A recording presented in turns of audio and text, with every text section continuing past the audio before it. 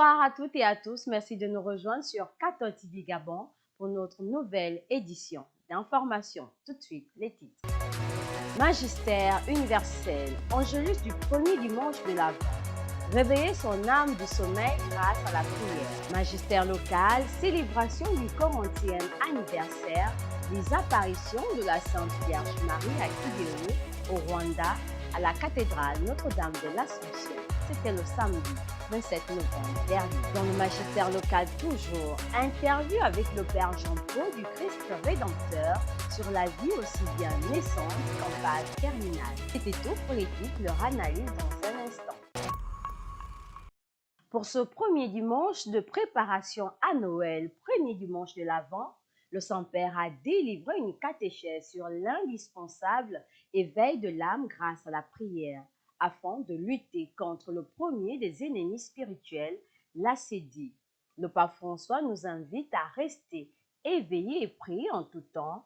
Aussi, ne permettez pas à votre cœur de devenir paresseux et à votre vie spirituelle de se ramollir dans la médiocrité. L'évangile de la liturgie d'aujourd'hui, premier dimanche de l'Avent, c'est-à-dire le premier dimanche de préparation à Noël,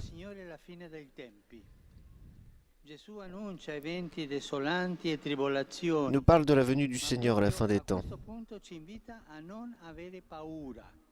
Jésus annonce des événements sombres et des tribulations, mais c'est précisément à ce moment-là qu'il nous invite à ne pas avoir peur. Pourquoi? Parce que tout va bien se passer? Non, mais parce qu'il viendra. Il dit, redressez-vous et relevez la tête,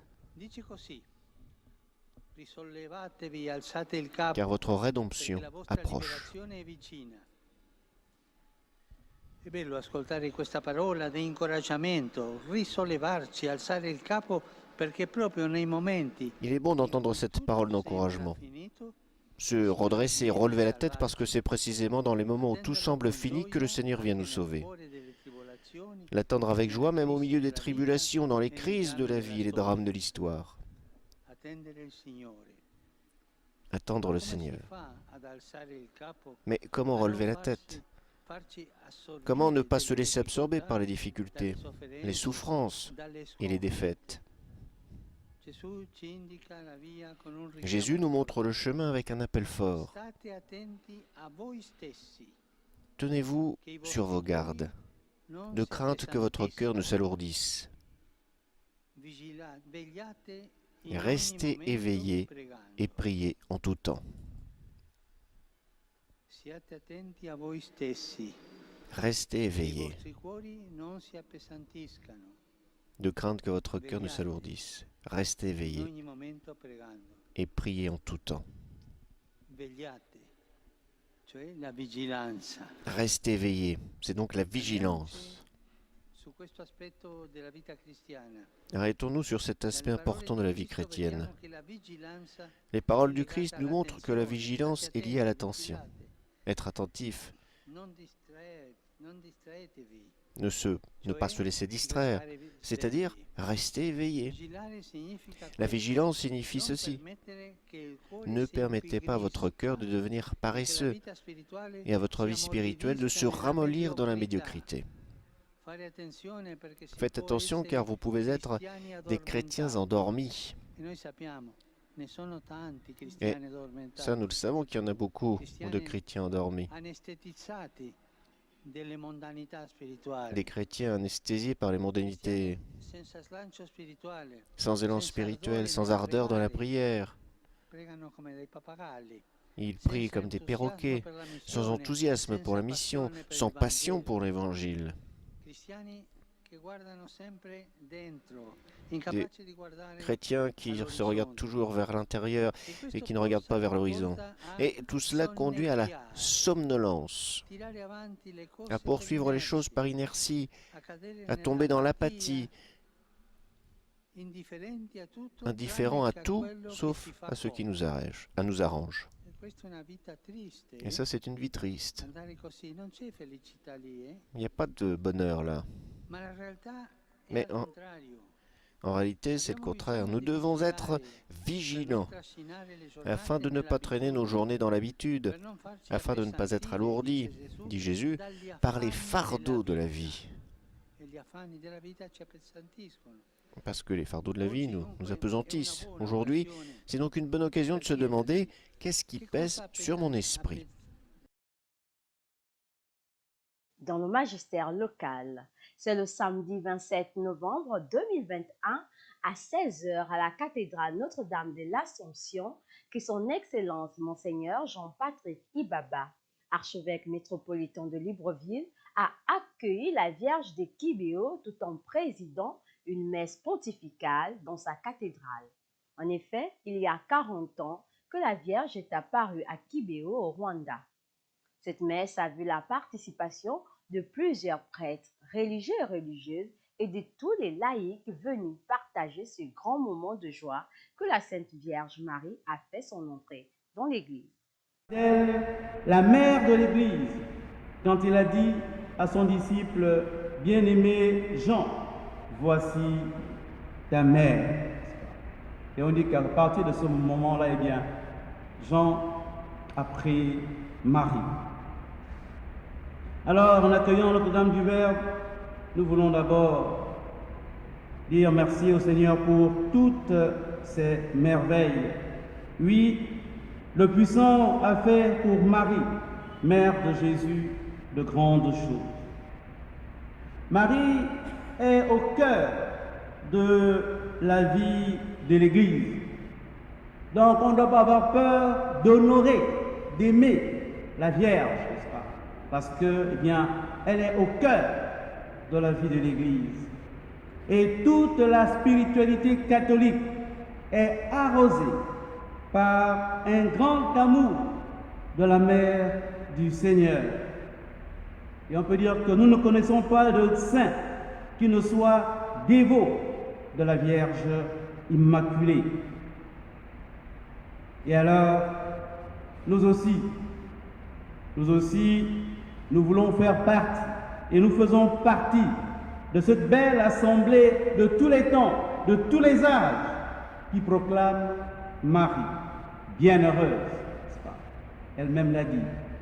Désormais, tous les âges me diront bienheureuse. Alors nous aussi, nous voulons être comptés parmi ceux-là qui disent merci à Marie d'avoir dit oui. Bienheureuse celle qui a cru. Dans notre journal, écoutons le Père Jean-Paul du Christ Rédempteur, prêtre de la communauté des Béatitudes, évoquant l'insémination artificielle. Parce qu'on sait tous que nous partons tous effectivement de cette cellule œuf. Hein. Moi, je suis un embryon qui a réussi, qui a évolué, et chacun de nous ici est un embryon qui a évolué. Donc, du coup, à un moment, justement pour répondre à votre question, à un moment, quand est-ce qu'on devient, l'embryon mérite toute sa dignité? Non, l'Église dit non, dès le début de la vie, jusqu'à la fin de la vie. Et c'est que l'Église dit, oui, l'Église dit bien sûr à la lumière, bien sûr de la foi, mais aussi de la raison. La preuve, c'est que quand on lit un peu les différents droits que nous avons, hein, les codes civiques que nous avons, hein, c'est fortement justement en faveur de ce que l'Église dit. L'Église n'est pas en train de crier en fait, simplement sur un coup de tête comme ça. Non, une réalité, on sait tout ce qui s'est passé après la Deuxième Guerre mondiale, d'accord, où le régime, en tout cas hitlérien, a manipulé effectivement, non, des personnes, on a fait des expérimentations, mais ignobles, vraiment avec une forte atteinte à la dignité et humaine. Et là, à partir de là, justement, ces lois ont été votées pour dire que non, toute vie mérite le respect dès le début jusqu'à la fin. Ça, c'est justement la raison qui le dit, parce qu'on voit bien que l'homme, à la différence de l'animal, n'a pas cette même dignité. Même aujourd'hui, vous voyez, on se bat pour les animaux, on veut protéger aux animaux. Ça, il faut revenir dans l'enseignement de l'écologie intégrale, justement, prôné par le pape, Laudato Si. Simplement, il faut revenir. Donc, du coup, si on veut rentrer vraiment dans une écologie vraiment intégrale, qui prend en compte effectivement la défense de la vie, pas que des animaux, mais en plus forte raison l'homme, vous voyez, un peu l'homme dans les deux buts. Donc, du coup, c'est en fait un peu cette amputation. Et malheureusement, il y a ce qu'on appelle le projet parental, hein, la question du projet parental. C'est-à-dire, tant que l'embryon, vous voyez, est congelé, tout ça, dans la machine, ben c'est un amas de cellules. Hein. Et en général, qu'est-ce qu'on fait? Des fois, les couples oublient même hein, que cet embryon est dans...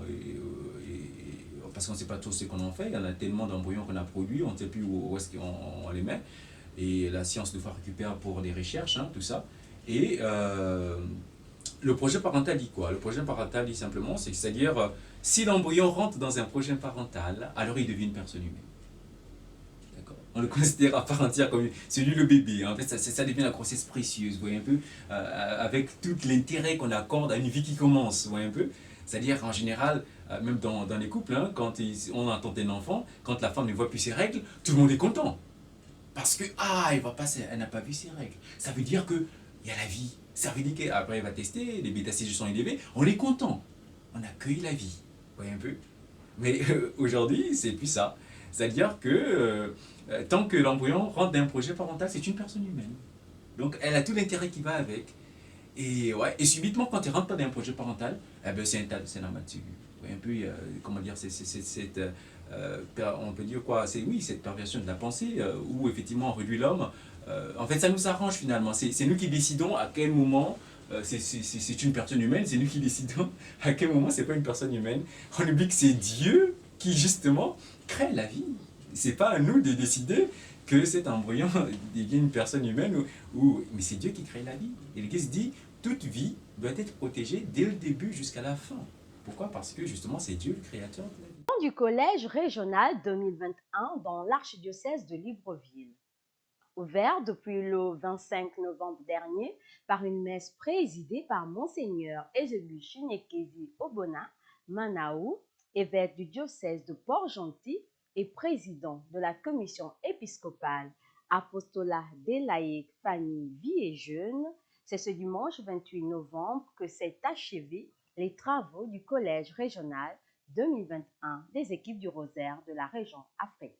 À l'occasion de la célébration de la fête de Saint-André apôtre, la paroisse Saint-André célébrera demain, mardi 30 novembre 2021, sa fête patronale. À quelques heures de cette fête, Monseigneur Rufin Boubou, curé de la dite paroisse, décline le programme au micro de nos reporters.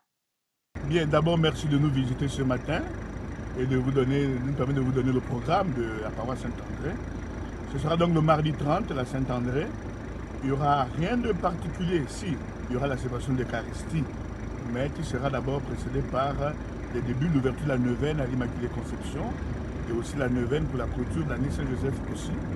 Et nous aurons donc la clôture en même temps, au cours de la célébration, du mois des âmes du purgatoire, parce que depuis le 2 novembre, nous avons initié des célébrations eucharistiques tous les jours à 17h pour les âmes du purgatoire. Donc à la même occasion, nous allons clôturer ce mois dédié aux âmes du purgatoire.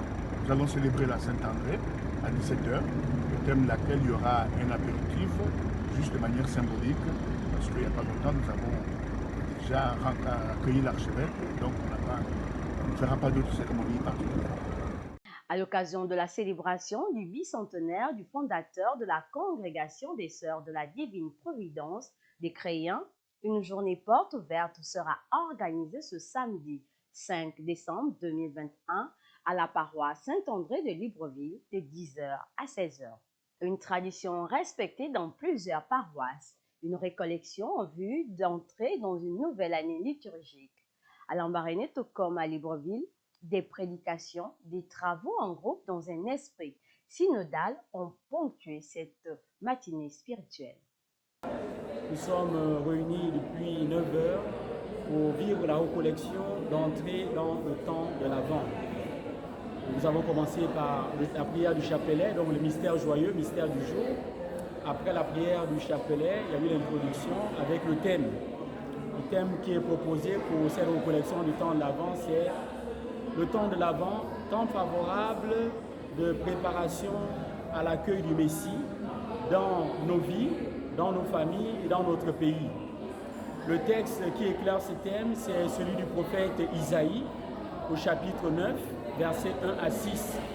Bien, nous sommes revenus sur les fondamentaux du temps de l'Avent dans la première grande partie.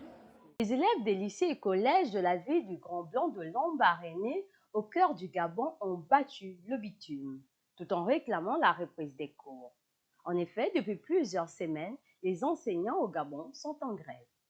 Regardez.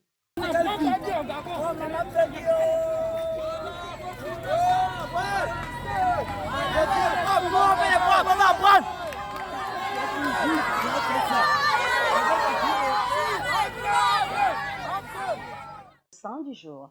Saint-Saturnin est l'un des innombrables martyrs des premiers siècles. C'est le pape Damas qui évoque Saturnin comme exilé à Rome à cause de sa foi sous l'empereur Décée. Il meurt en 304 sous Maximilien. Très chers téléspectateurs de Cathode TV Gabon, c'est ainsi que se referme notre édition d'information de ce lundi 29 novembre 2021. Nous vous remercions de l'avoir regardé. En route pour les 200 ans de notre Église, gardons la foi, l'espérance et la charité.